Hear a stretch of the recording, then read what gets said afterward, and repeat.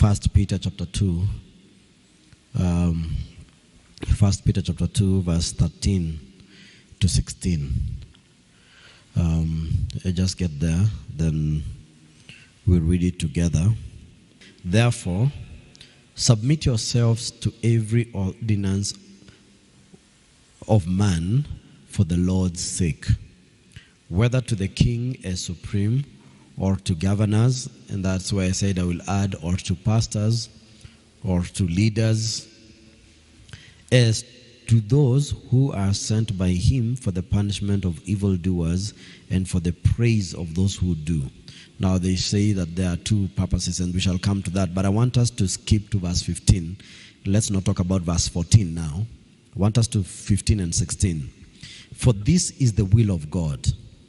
Submitting is the will of God, that by doing good you may put to silence the ignorance of foolish men. As free, yet not using liberty as a cloak for vice, but as bondservants of God. And this is the question. This is saying that let's submit ourselves to all authority because this is the will of God, because in doing so, we will put to silence the ignorance of foolish men. As free, yet not using the liberty for vice. That's what it says, is that although we have the liberty to be in the house of God, where the Spirit of the Lord there is liberty.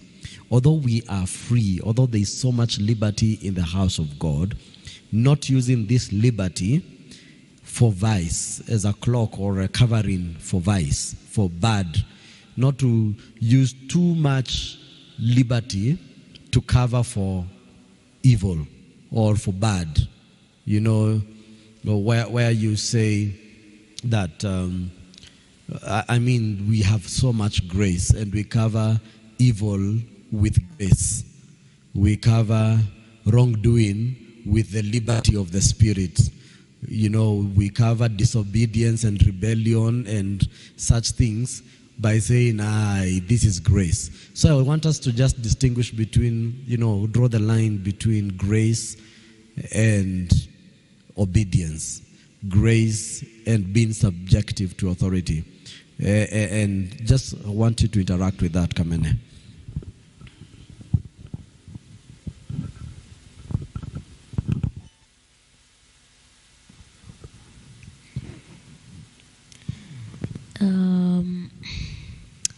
I think we have, this is my thought. There's a way we can live as Christians. As you have said, we know that there's grace, we know there's liberty to do so many things. We know that love covers a multitude of all the things that people do.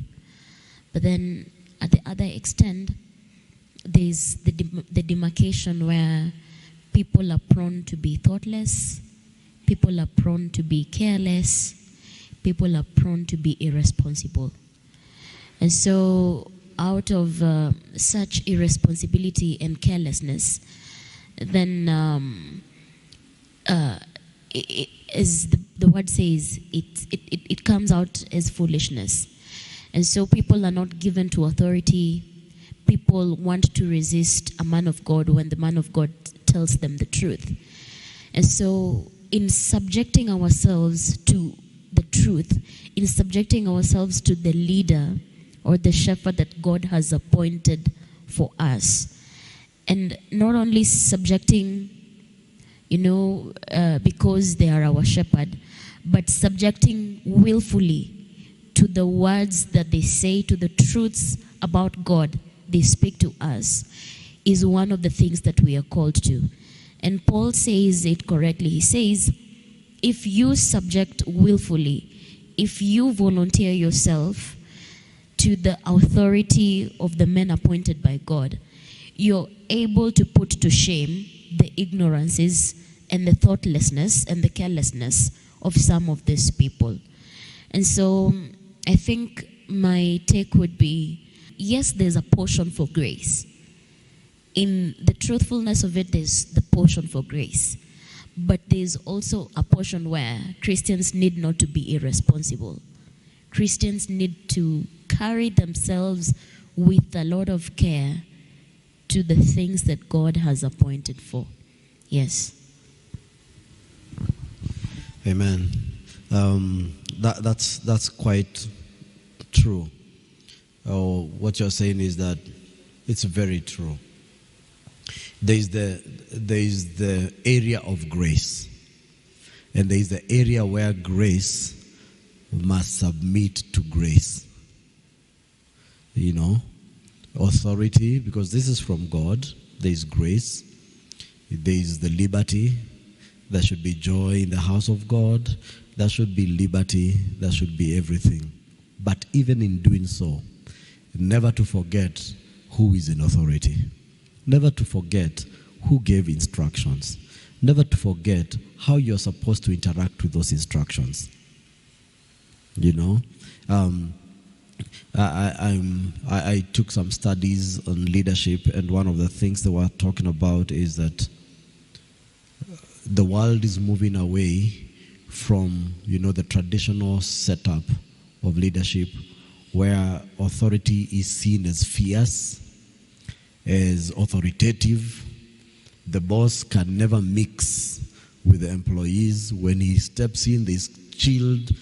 People get chilled in the office. Everybody's quiet. And moving away from that traditional setup to more of transformational servant leadership, where you find the boss having lunch in the office lounge with the rest of the people over lunch hour, and they are watching maybe, some breaking news, and they break back to their offices after lunch. But the issue is they never forget, even eating lunch, even watching whatever they're doing, even going for team buildings, they never forget in the fun of it all that this is still boss. And I think that's where most of us fail, where many, you say, this live, and this is what Paul is saying, Peter. We use liberty as a cloak. Cloak is a covering for evil. So because there's so much liberty, you just ignore. Yet we are acting in disobedience to authority. I think that's what he's talking about here. Yeah. Yeah, I think I can add just a little bit. I think we are in a time and season in the world where, especially in the church, where we truly have people that have no sense of what authority is. Like, if maybe a servant of God stands here, all a person's mind can think of is reject, resist, do not follow, exit, abandon their instructions. We live in a time where if let's say people are called maybe for a conference, or people are called for something very constructive in church,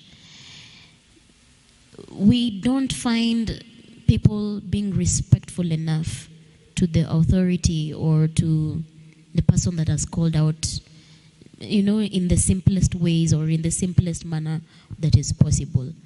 And so I think in relation to what Peter is saying, the subject of really understanding authority, really understanding it to the grassroots, where God has appointed this person, whether he was voted for, whether people like him or not, he's there to serve the purposes of God.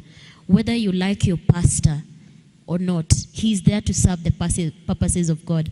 Whether you endorse him or her, or you don't endorse them, they're there to serve the purposes of God.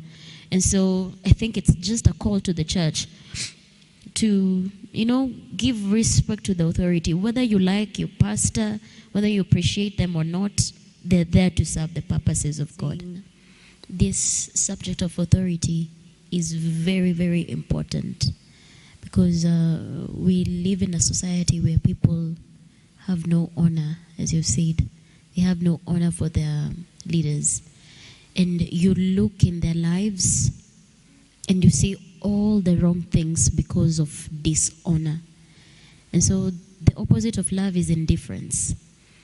And once you don't honor someone, once you don't honor any leader, once you don't honor a friend, once you don't honor a relationship, once you don't honor anything that God has placed it, and you cause that individual to murmur and murmur about it day in, day out. Sometimes that murmur is going to God. It's not necessarily to you. Sometimes that murmur is going out to God.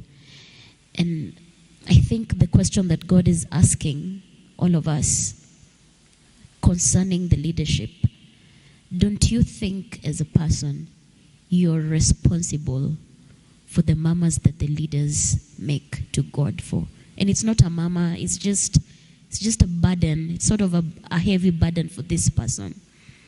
Don't you think you're responsible for that burden? Don't you think you're responsible to keep at peace that relationship, that leader that God has given to you? Don't you think you're responsible to honor that bit? And again, I repeat, a clear conscience owes you no debt.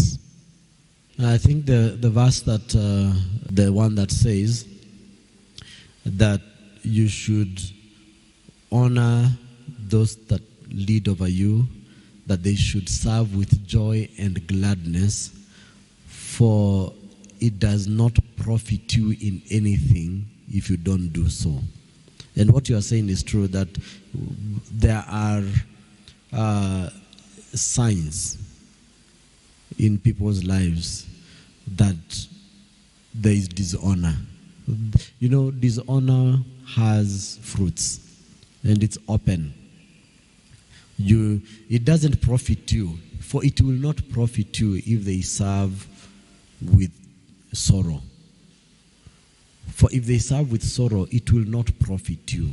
You look at all areas of your life, and there's no profit because the men in authority are angry at you. Let me speak this as an employer, because I am an employer. The fruit of submission, the fruit of obeying authority is always added responsibility, added trust, added. Imagine you being in a place where you are employed and you're not getting responsibilities because you cannot be trusted. You cannot be trusted. So when opportunities come for training, for example, or capacity building, or for representing something out there for the organization, it cannot be you. The fruits are visible. Because why would you want to benefit from something you dishonor? Why would you want to benefit from grace that you dishonor? You cannot. How would you want to benefit from prayers, even when Bishop is praying for the members of the church? Those prayers, as long as you dishonor that man, they are very hard to reach you. You cannot benefit from what you devalue or what you dishonor. It's like asking for a love from a woman you beat. How do you get it? I mean, some things are just, almost common sense. It's like, or dishonoring your employer and, doing all this manner of crazy things and walk into his office and say, I want a promotion. How do you get it? How do you get it? The fruits are, they are just there, visible. There are opportunities that arise of leadership opportunities, and you are gifted. And the pastor or the leader is looking at people to give.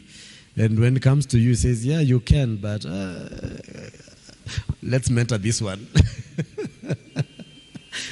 How do you benefit? You cannot benefit. I think we can go on and on and on and never finish, because the truth of what we are saying is just out there.